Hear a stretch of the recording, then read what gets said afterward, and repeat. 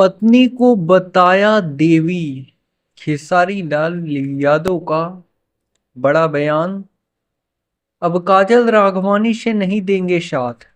एक फिल्म है, उसी का कहानी है, जो कि बहुत ही अच्छी कहानी का क्लिप्स अभी के टाइम पर सोशल मीडिया पर बहुत ज्यादा वायरल हो रहा है। और आप जानते हैं कि कुछ कंपनी वाले ऐसे होते हैं जो कि मान लीजिए कोई पूरी फिल्म है, उस फिल्म का क्लिप काट करके यूट्यूब पर डालने लगते हैं।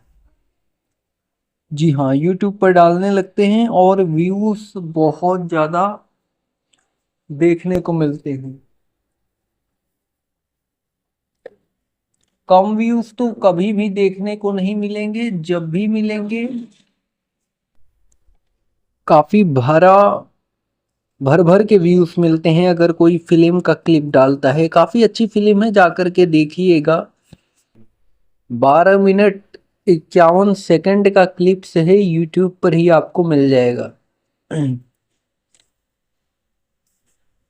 बाकी वीडियो अच्छी लगी हो तो एक लाइक करिएगा। चैनल पर नए हैं, पहली बार विजिट किए हैं तो सब्सक्राइब जरूर करिएगा।